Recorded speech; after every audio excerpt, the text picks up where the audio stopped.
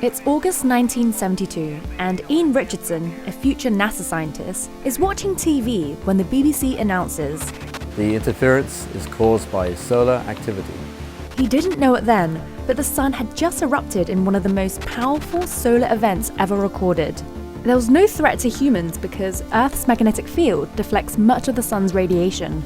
But the explosions were so powerful that intense radiation disrupted TV signals and caused radio blackouts. So what if you were outside Earth's magnetic field?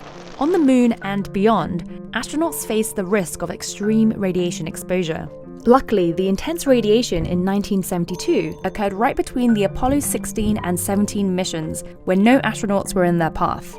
As NASA plans missions to go back to the moon and then onto Mars, predicting the sun's activity to protect astronauts from space radiation is one of our biggest priorities. One of the biggest unknown factors about going to space is the radiation hazard from the sun. This is Ian today, studying the effects of the sun, also known as the field of heliophysics. The sun is always emitting radiation like the light we see, but certain energetic particles, like from the August 1972 events, can be far more harmful. To be able to forecast solar energetic particles, we need to know how the sun energizes them. The sun is made up of electrically charged particles called plasma. As this plasma moves, it builds up energy inside its massive magnetic field. This energy is usually released in two types of explosions. Flares are intense flashes of light. Coronal mass ejections are giant eruptions of solar material. These solar eruptions send shock waves across the solar system, accelerating particles as they go. These are solar energetic particles, or SEPs. They consist mainly of protons and possess a lot of energy that can affect satellite measurements and humans. SEPs can bombard you with a lot of radiation in a short period of time. They can penetrate your skin, damage your DNA, and increase your chances of getting cancer and radiation sickness. But they don't occur with every solar eruption.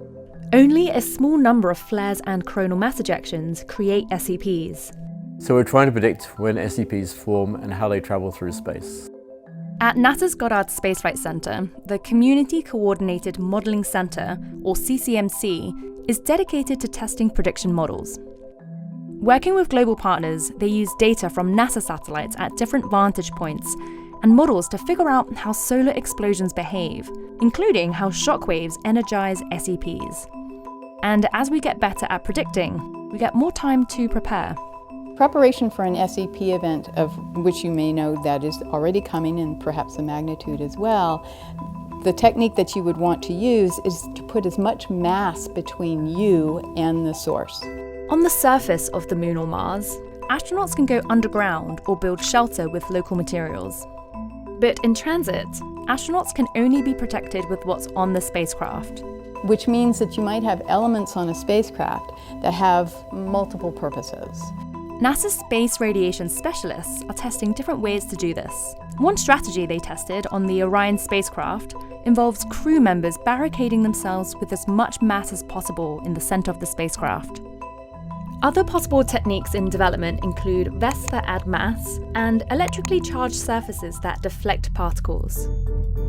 In terms of radiation protection and radiation mitigation, the factor of time is extraordinarily important.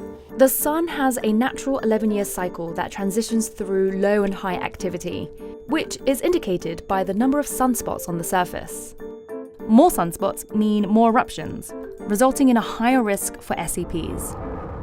But during this increased solar activity, the sun's magnetic field strengthens, enhancing its shield against another important source of radiation, galactic cosmic rays. These are charged particles travelling at nearly the speed of light that are thought to come from supernova explosions from within our galaxy and possibly further out in the universe. If solar energetic particles are intense sporadic storms, then galactic cosmic rays are a constant drizzle.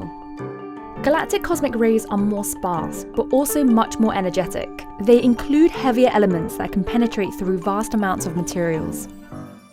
Understanding the rate of galactic cosmic rays helps us determine how much time astronauts can spend in space safely.